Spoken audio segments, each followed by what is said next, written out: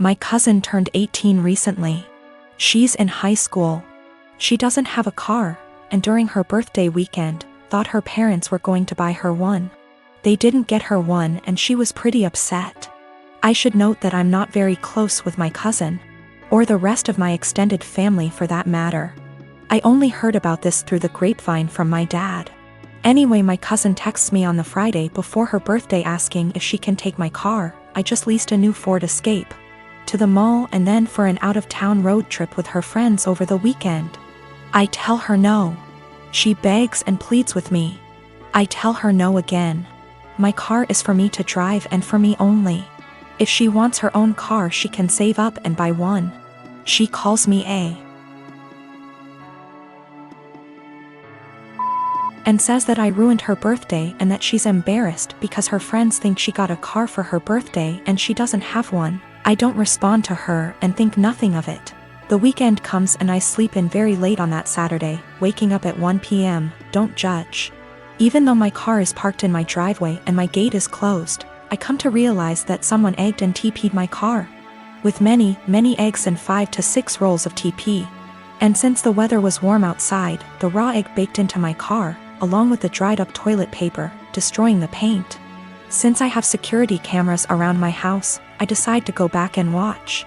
At around 9:30ish that morning, I see my cousin and a bunch of her stupid friends vandalizing my car. I'm surprised she didn't smash the windows and poke holes in the tires too. I press charges and my cousin is in legal trouble. Her and her parents are pissed off at me for pressing charges, her parents telling me that she's just a kid, and that she's been through a lot of emotional stress doing virtual schooling for this past year and that I should take that into consideration, and that I should be ashamed of myself for pressing legal charges against my baby cousin. That I'm almost 30 and don't I remember what I was like at that age? I do remember, and I wasn't stupid enough to egg anyone's car. And can't she work something out with me, like doing chores around my house for money if I drop the charges, that she's young, that she doesn't need a felony on her record, etc., and that it was just a prank. Right after I pressed charges, my cousin was calling and texting me over and over saying that this could have been avoided had I let her take my car. I need to add that my cousin already has a felony on her record, a DUI. She's not remorseful of anything. Also, my aunt and uncle will not pay me for the damages. They just want me to drop the charges and pay for everything myself like nothing happened. I have a friend from high school who has a teenage daughter that recently started having fainting spells. I remembered that my nephew had this issue as a child and texted in Messenger to ask my older sister about what they found out about him and if it sounded like my friend's daughter. I asked via text because she is pretty busy. She answered that he still has it and it's a condition he has with anxiety and it overwhelms his heart sometimes. An hour or so later she started talking, again, via text, about how her son and daughter, both young adults now, are mentally handicapped and have psychotic episodes. Saying that the daughter totally made up the flea issue they had in their house and her mental issues caused her to break out in hives.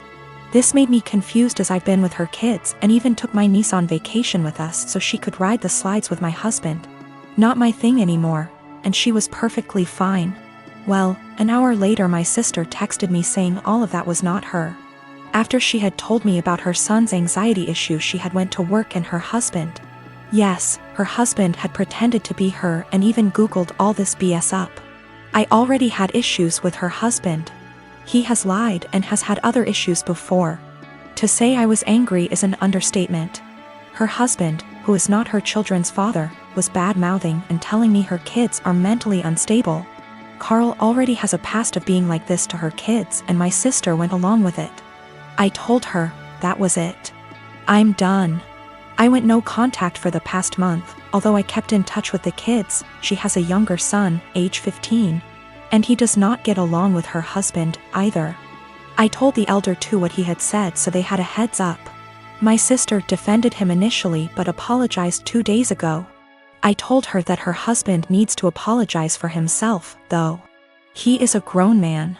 Until then my kids and husband will not be attending anything outside of holidays at my mom's house, their neighbors. My mom can visit or I can visit her, but my kids will have nothing to do with her husband. Even after the apology, he will not be family to me or mine. He is deeply homophobic, drunk every time we visit, and racist. He is the reason my sister is not someone I want to raising my kids if something happened to us. My mom told me I should let it go, because family, but my husband backs me 100%. He claims he thought I knew it was him because they share a FB account. He was looking at other women's accounts and talking to them. So my sister insisted they share an account so he would not do that. Even if it were him not pretending to be my sister. He was spreading lies about two people I care for deeply.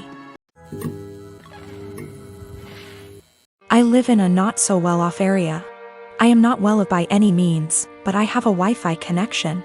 My Wi-Fi has a 4-device limit. It's the cheapest plan they have. My neighbors have a 12-year-old daughter who has to attend online classes. I know her well because she comes over fairly often to hang out with my daughter as they are friends. Her name is Shania. We live in India. Shania is an Indian name. I am also Indian. Shania's parents told her they cannot afford Wi-Fi, so she asked me if she can use mine. I agreed, and said the only condition was that she has to study hella hard and do her best. She agreed and has been using it for a while. Over the past 2 months, I have been finding it hard to use my Wi-Fi. The web portal for the Wi-Fi says 4 devices are constantly connected to it when all I am using is my phone, and my daughter is using her laptop. Sometimes, my daughter can't connect to her own classes and uses data. I asked Shania about it last week, and she said her parents forced her to tell them the password and that they have been using it. I went and spoke to her parents about it, and said that it is only for her to be able to attend classes. They said they will stop using it. But over the week, 4 times my daughter's classes got interrupted because there were multiple devices trying to use it. Yesterday, Shania told me that our other neighbors also have the password and are also using it, that her parents gave it to them.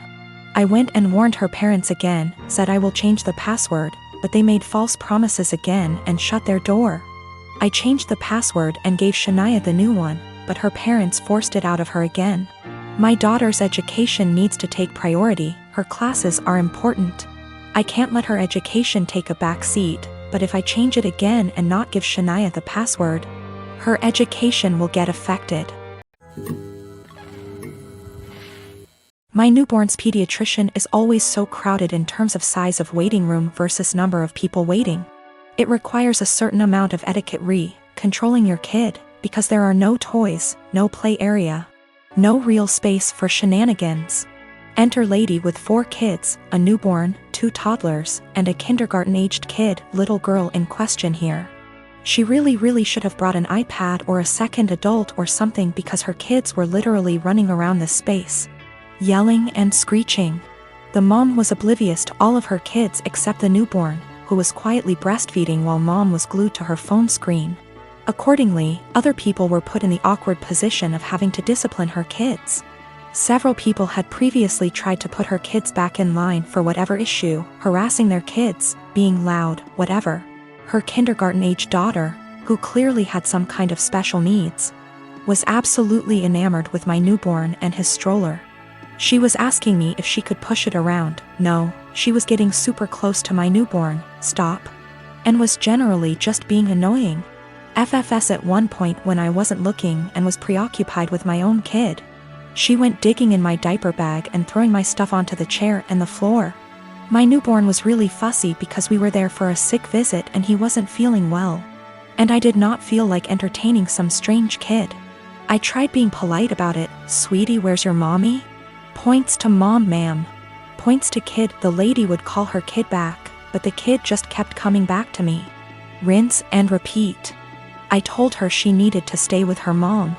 Little punk says I don't wanna and keeps trying to touch my son, my stroller, our stuff. Finally, I'm trying to fix a bottle of formula while holding a screaming baby and listening to this little girl like a broken record.